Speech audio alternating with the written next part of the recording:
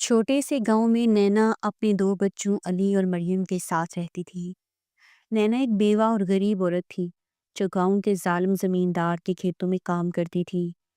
زندگی اس کے لیے ایک مسلسل آزمائش تھی، لیکن وہ ہر حال میں اپنے بچوں کے لیے قربانیاں دیتی تھی۔ اس دن بادل چھائے ہوئے تھے اور ہوا میں نمی بڑھتی جا رہی تھی۔ نینا جلدی سے کھانے کے لیے کچھ روکھے سوکھے ٹکڑے تیار کر رہی تھی تاکہ وہ کھیتوں پر جا سکے۔ اماں، آج بارش ہو رہی ہے، آپ کھیت میں نہ جائیں، ہم بھوکے رہ لیں گے۔ بیٹی، اگر آج کام نہ کیا تو کل کھانے کے لیے کچھ نہیں ہوگا۔ تم دعا کرو کہ بارش تھم جائے۔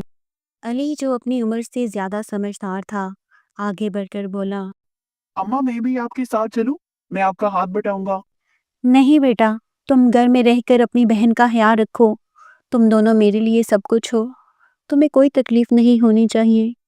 بارش کی بوندیں زمین کو گیلا کر رہی تھیں۔ جب نینا کھیتوں کی طرف روانہ ہوئی، ہر طرف بارش تھی، راستے میں کیچڑ تھا اور پھسلن تھی، لیکن نینا کے قدم نہیں رکے۔ کھیت میں پہنچ کر وہ کام کرنے میں لگ گئی، لیکن بارش کے ساتھ ساتھ ہوا بھی تیز ہوتی گئی۔ علی اور مریم اپنی جھونپڑی کے اندر سے اپنی ماں کو بھیگتے ہوئے دیکھ رہے تھے۔ مریم نے روتے ہوئے کہا، بھائی، اماں بھیگ رہی ہے، اگر انہیں کچھ ہو گیا تو کیا ہوگا؟ نہیں مریم، اماں بہت مضبوط ہے، وہ ہمارے لیے سب کچھ برداشت کر سکتی ہے، لیکن میں انہیں دیکھنے جا رہا ہوں۔ علی نے مریم کو اندر رہنے کو کہا اور خود کھیت کی طرف بھاگ گیا۔ جب وہ وہاں پہنچا تو اس نے دیکھا کہ اس کی ماں زمین پر گر چکی تھی۔ علی چیخ کر بولا، اماں اماں اماں آپ ٹھیک ہے؟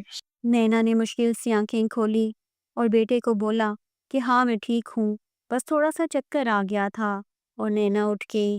علی نے ماں کو سہارا دیا اور ضد کرتے ہوئے کہا، اماں اب گھر چلیں گی، آپ کو مزید تکلیف نہیں دوں گا۔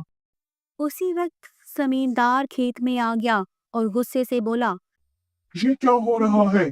اگر کام ادھورا چھوڑا تو مزدوری نہیں ملے گی۔ ہمیں مزدوری نہیں چاہیے، میری ماں کی زندگی زیادہ قیمتی ہے۔ یہ سن کر زمیندار آگ بگولا ہو گیا۔ اتنے میں گاؤں کے لوگ بھی وہاں پہنچ گئے جو یہ سب دیکھ رہے تھے۔ وہ آگے بڑھے اور انہوں نے زمیندار کو بولا کہ بس بہت ہو گیا، اب ہم تمہارے ظلم کو برداشت نہیں کریں گے۔ گاؤں والوں نے نینا کو سہارا دیا اور اس کے لیے کھانے اور کپڑوں کا انتظام کیا۔ اس دن گاؤں والوں نے اتحاد کا مظاہرہ کیا اور ظالم کے خلاف آواز بلند کی۔ رات کو علی نے اپنی ماں کے پاس بیٹھ کر کہا، اماں آپ ہمارا سہارا ہے، ہم آپ کو کچھ نہیں ہونے دیں گے۔ بیٹا، تم میرے لیے دنیا کی سب سے بڑی طاقت ہو۔ اللہ ہمارا حامی اور ناصر ہے۔ یہ واقعہ نہ صرف نینا کے لیے ایک سبق تھا بلکہ گاؤں والوں کے لیے بھی کہ ظلم کے خلاف مل کر کھڑے ہونا ہی اصل کامیابی کی کنجی ہے۔ ویڈیو اچھی لگے تو اس کو لائک کریں، شیئر کریں اور چینل کو ضرور سبسکرائب کریں۔